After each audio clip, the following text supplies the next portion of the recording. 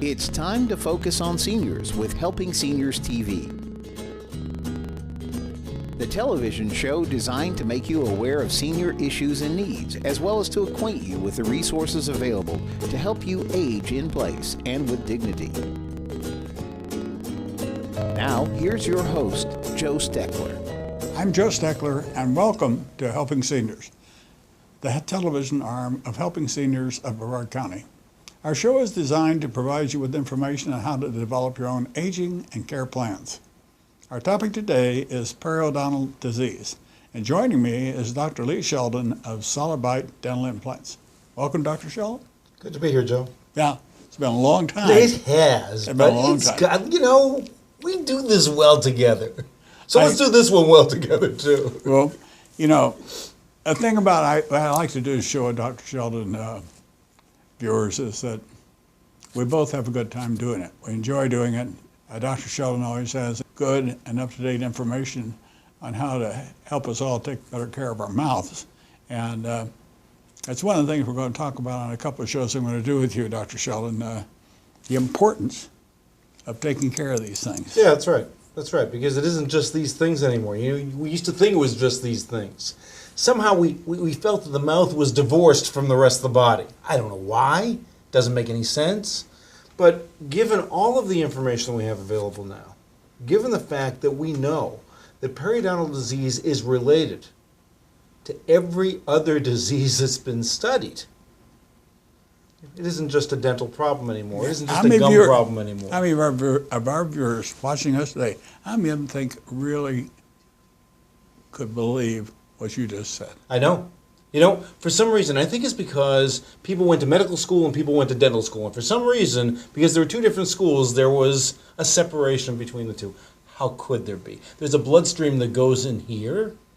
That bloodstream is affected by bacteria that hit the bloodstream. How is the bacteria going to hit the bloodstream? It's going to go right through the gums, and it's going to go into the bloodstream and affect other organs of the body. And that's what's being proven more and more and more each time it's studied. Yeah. There's a relationship between gum disease and Alzheimer's disease? I've heard that, but I just heard on my periphery of it. Yeah, but it's true. Because if we're looking at the toxins that enter the mouth, anything that enters the mouth, and it's very easy to enter the mouth, particularly if you don't take care of your mouth or your gums, or you have an uncontrolled infection, it's going to flow from here through the bloodstream to every other part of the body. A good example of that is that my primary care doctor wanted me, I told him I just didn't feel good.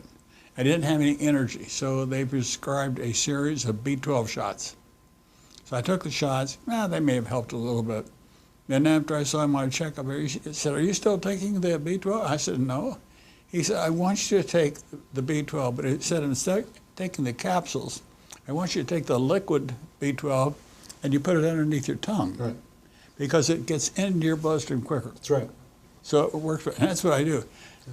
I have to remember to take it every day because I can't put the liquid stuff in my pill box. That's right.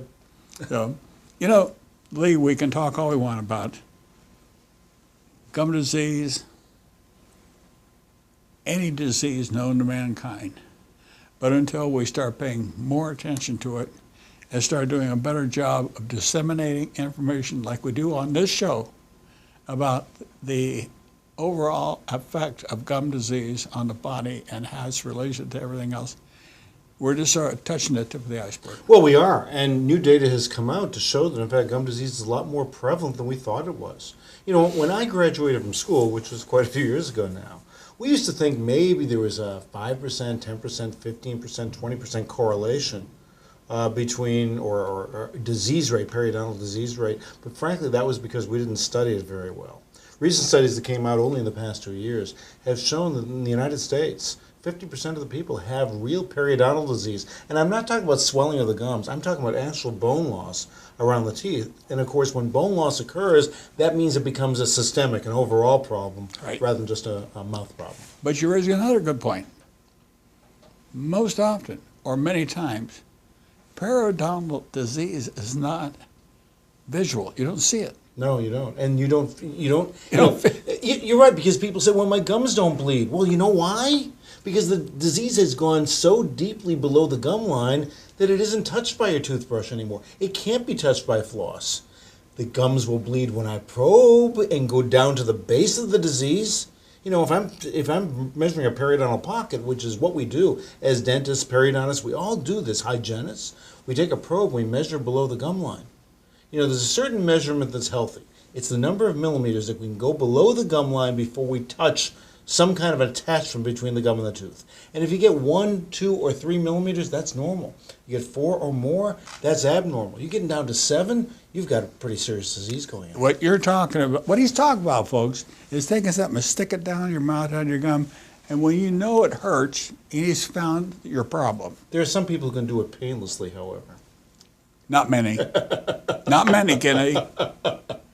You know, I got to tell you, you know, we do have the problem because we do an examination. Excuse me. We're placing a probe down in there, and it is an inflamed area. And you're right. If it's inflamed, it does hurt. There's a compounding pharmacy that makes up a special mouthwash that we use now, where you rinse out, and you rinse out for about 2 minutes, and this will numb the gums enough that you can do an examination in the worst periodontal condition, and it'll feel okay. It's kind of like a shot? It's like it's a numbing liquid. Holy smokes. It's a rinse. Let's talk about our show. That we have some things we do want to talk about. We're going to talk about some questions over here. Yeah. We've sort of beat around the bush, but talk about the different classifications of periodontal disease. Okay. What is it? Okay, first is gingivitis. Now, this is what happens when you're young, your gums swell, your gums bleed. And all that is an inflammation of the gum tissue. Doesn't affect the bone, and it's totally, totally reversible. How is it reversible? All you do is brush your teeth, floss your teeth correctly, maybe get your teeth cleaned, and that gingivitis, that swelling of the gums, will go away.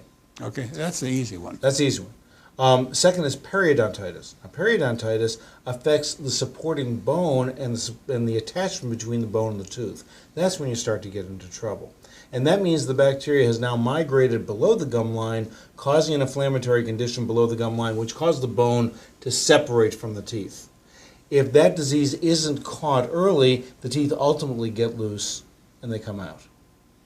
Can that happen to young people as well as older people? It does, yeah. Just like we have type 1 diabetes, for example. Okay. We have aggressive periodontitis or juvenile periodontitis, which can cause... The youngest child that I've seen in my practice is 6 years old who had periodontal disease of her permanent teeth. Now, you don't have very many permanent teeth at the age of 6. No. But sure enough, she was seeing a children's specialist. The children's specialist sent her to me, and we were able to keep her teeth. She's probably well into her 20s, maybe even 30s by now, and we were able to keep her teeth, and she did fine.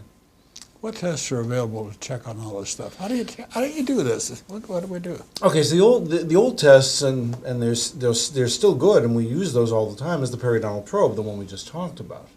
The new test I love.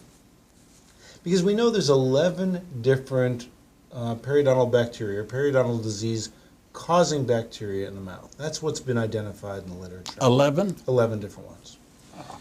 And there's now a test called the oral DNA test. It's a brand name of a test, but okay, so be it.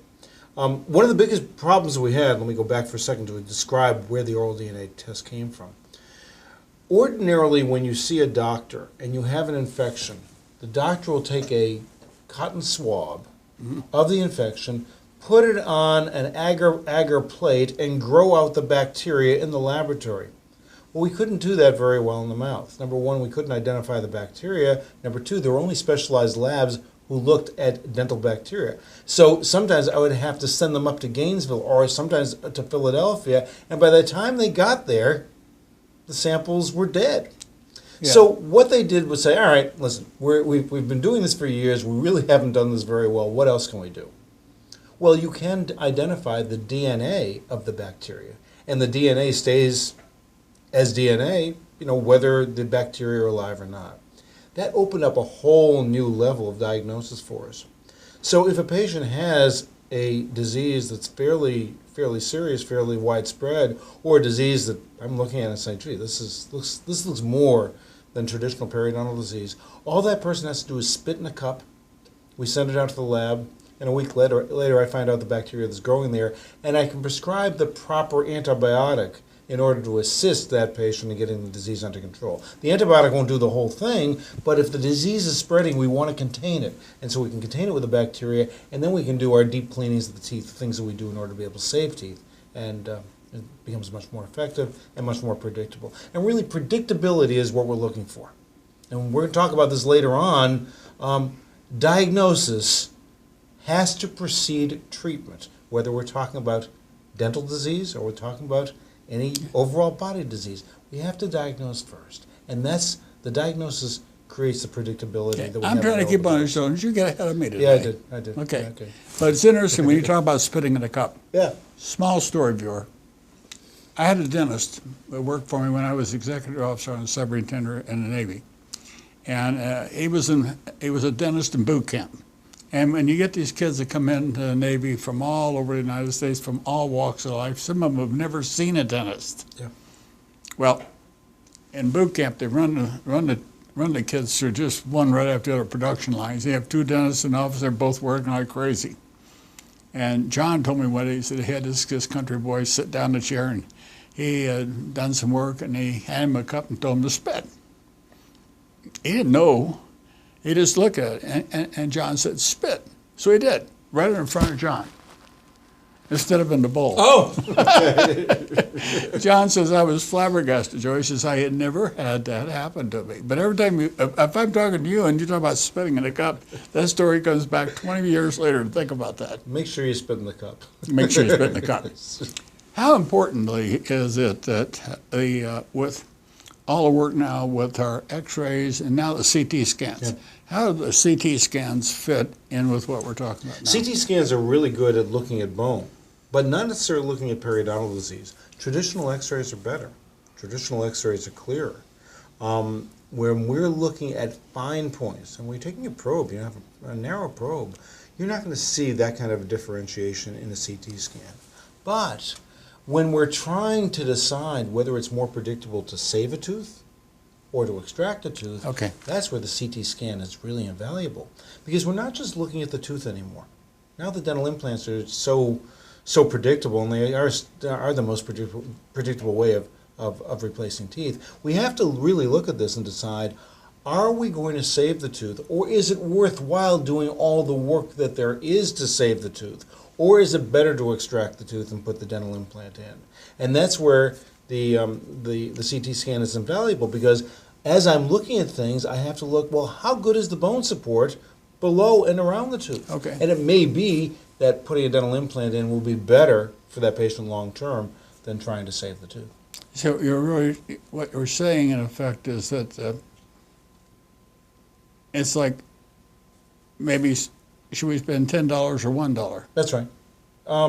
But sometimes that $10 or $1 can end up being $100 instead of the $10. Let's assume, for example, you have a tooth that's badly broken down, and it needs a root canal, it needs a core, it needs a crown, it needs gum surgery in order to be able to make the tooth long enough to put the crown on.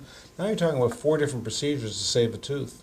Sometimes it's just not worth spending all that time and all that money to do something like that when there is something more predictable to do. That brings up, I know of a case where a person needed a root canal, and it was a complicated thing. And they were sent to a specialist. Endodontists. We have some great endodontists in Brevard County. We do? Yes, we do. Yeah. But is it a common practice for an endodontist to charge for just to examine the tooth? Yes. It is? Yeah, as a matter of fact, there are times when, I mean, I'm a periodontist, I'm a specialist. Obviously, we're in a, here, at least I think I'm in a highly trained area.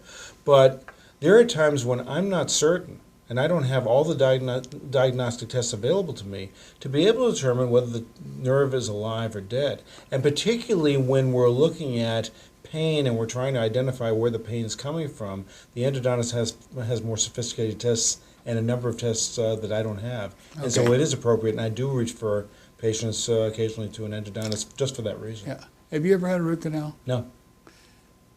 have you ever had any kind of experience with pain caused by a root in your own mouth? No, I haven't. Okay. I can assure you it's extremely painful. Yeah. And it's not something that you can ignore. And taking a swab of Jack Daniels and putting it over the tooth does not really alleviate the pain. Okay, I've never tried that either. Well, that's an old Kentucky remedy. Yeah. But it doesn't deaden the pain from that. No. But we're talking about disease. And what are some of the things, and you use the word called modalities. What are some of these, what does that mean? Well, Some of the modalities in treatment. modality is a method of treatment. And there are lots of different modalities of treatment, whether we're talking about heart or whether we're talking about gums or teeth or anything else. Example, traditionally in periodontal treatment, the first thing we would do would be go down below the gum line and we would clean the teeth. And then if that didn't work well enough, then we would do gum surgery. Okay, so one is deep cleaning, that's one modality. And surgery, gum surgery to resolve the problem, is a second modality. Well, about 14 years ago, somebody a lot smarter than I am said, listen, when we're cleaning below the gum line, we really can't see what's going on. We know that. There are a number of tests that say that if we go down below 4 millimeters below the gum line, we're not cleaning the root thoroughly at all. There have been tests that have shown that. What if we created a little camera, just like they're using cameras to go into knees or go into gallbladders? What if we created a little camera, tiny camera, the same size as the periodontal probe, and go down into that pocket and see what's growing on the root surface? Will that make our cleaning more effective? And the answer, of course, is yes. Gotta be yes. Once we can see what's there, then we can get it out. And so that person who developed that camera, it's now called the Perioscope, had a different name at that time, really revolutionized what we do in periodontal treatment. As soon as we got the camera, and the camera, by the way, there's a little bit of training and a little bit of I would imagine there would be. Of a learning curve to go through. But once we were able to use that camera, and it's Rebecca, my hygienist, who's been my hygienist for 30 years, really mastered the use of the Perioscope. I didn't have any periodontal surgery left to do, or very, very little, for chronic periodontal disease. She was able to get the scope down, even down to 7 millimeter pockets, 9 millimeter pockets. She was able to see that bacteria and get it out, and the gums healed up. That's why I got so good at dental implants. I had nothing to do left to do in periodontal treatment. I'll tell you, it's been 3 years since you put my implants in. Yeah. But on this side, you put the implants, and we did something else on this side. But the implants that you put in my mouth, I can't tell many from. It feels so natural. My bite, I can't tell the difference from where it was 35, 40 years ago. I'm glad. So mine came out really good. Good. But, you know, we're talking about advanced heart surgery and advanced teeth care. Yeah. You know, the actor John Ritter, he had a dissecting aorta. That's right. They didn't realize that he bled to death. Yeah. I had a dissecting ascending and descending aorta. They recognized it. They worked on me. By all, it was right and holy. I shouldn't have made it, but I did. And the cardiosurgeon that operated on me, he explained why he thought I made it through it. A lot of it was health. A lot of it was his skill. But the guy upstairs, Yeah. it wasn't ready for me. Good. But it's the same thing. We have to make a realization that if we're going to have successful treatment of advanced diseases and pain activators in our mouth, we're going to think about that kind of treatment the same as they do think about repairing a heart surgery, putting valves in the heart and everything else. You don't do this for $200. You don't do a heart repair for $200. So I think one of the hardest things a periodontist has had to face over the years, the amount of training, the equipment you just described. How many dentists, I don't even know if you know the answer to this, how many dentists would you guess in the state of Florida have that camera that can go down way down deep under the gum? I think there are 3. In the state of Florida, Yeah. and you have one. Yeah. And they're not that expensive either. But, you know, they're expensive by normal terms, but by by comparison with other things we spend money on, they're not that expensive. I think it's a discipline. And as a specialist, I better be able to do the advanced disciplines. That's what I want to be able to do. You want to be able to fix the problem that comes to you. I do, and I want to be able to fix it without being able to go to surgery. I wouldn't want to go to surgery myself. I think that. Then why did you cut my bone out? Well, that was you. It was me. Yeah, sure. You want to be able to talk about Of course, it. yes. That was the So only reason we did. what happens when somebody's roots start showing? What do you do then? Oh, there are lots of other things that we can do. That's a different thing. We're talking about what kinds of diseases that we have. Okay, here's another disease that's not really a disease. The long in the tooth look. The roots are showing. What do you do? Well, the first part of it is diagnosis again. I know it's another show, but it's still, the first part of it is diagnosis. And what we've been able to determine through a lot of different things, but the CAT scan has really brought it forward, is that we have teeth that are sometimes wider than the bone that the teeth are sitting in. So imagine that a tooth grows into bone that's very, very thin. Okay. It's essentially then pushing the gum tissue out like a balloon. Now that may happen when we're 6 or 8 or 10 years old and the tooth grows in, everything's okay, because we can expand a little bit better when we're younger. But as that pressure continues on that gum tissue, the gum tissue finally gives way. And when the gum tissue gives way, that means that you start to see the roots that are showing. It doesn't look good. The roots are yellower than the natural teeth. Sometimes the roots are sensitive. And by the way, they're more prone to wear because the roots are softer than the enamel is. Yeah. So those are problems that occur. And so then the question is, number one, where did it come from? And so on the CT scan, we can look at the tooth in cross-section and we can see how wide the root is and how wide the bone is. So that helps us with our diagnosis. And then it helps us determine what the best treatment plan is for that patient. At that point, can you do that process where you take some of the stuff out of a person's mouth, mix it with this other stuff you have, and put it back there and grow bone? Yeah, actually we're taking it out of the patient's arm. And then we're spinning it down in a centrifuge, concentrating the growth factors that come out of the platelets, out of the bloodstream. Okay. And then we mix that with whatever it is we put below the gum line in order to encourage. Is that one of the treatments for building up the jawbone? It is. It is a treatment for building up the jawbone. It's also a treatment for building up the gum tissue, yes. It assists in both of those areas. In terms of replacing the gum tissue, it isn't the only thing that's done, but it certainly provides an assist which makes the gum tissue growth more predictable, bone growth more predictable, because we're dealing with narrow bone. We'd like to widen that bone out. And particularly that's important not just for seniors who I know are watching this program, but also for juniors, for kids.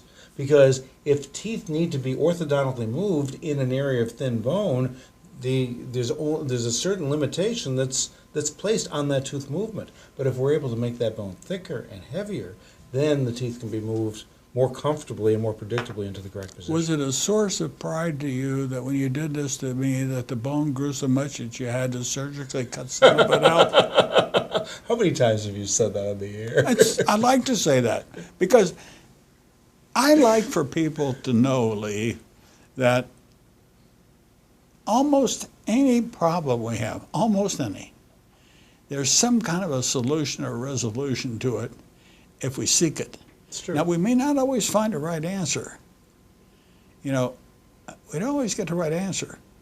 But I think too many people are not willing to go to a dentist, ask a dentist difficult questions. And I'm not reluctant to do that.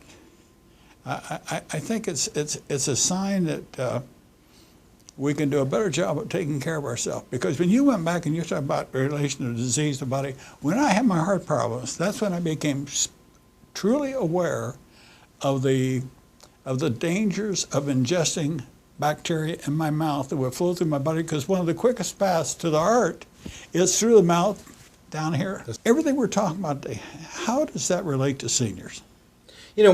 I think the difficulty that we have as seniors is we say, well, everything is going to go bad, and because I'm older, that's the reason I have disease. And that's not really true. If disease is allowed to sit there and fester untreated for a long period of time, then you have a chance of losing teeth. And you know, as we get older and older, there are fewer and fewer things that we can do and fewer things that we enjoy. But eating is one of those things.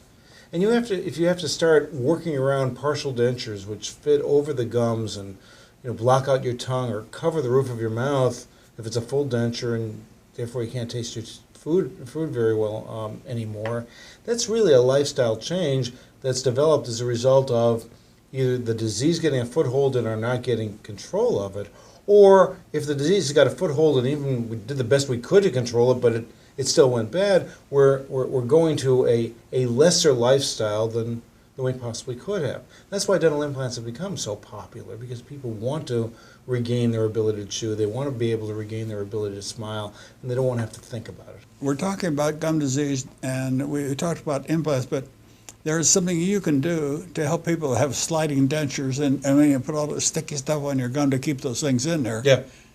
But a very simple thing is a single or maybe a double implant. Yeah, you can put a couple of implants in, and you can reline the denture to fit right over the implants. It'll snap over the implants on the same day. And that's such a simple, easy way to go. It is. And it eliminates so many things. It is. What else? Anything else? I think, and I alluded to that for a second, if you have the disease, make sure you get that disease treated.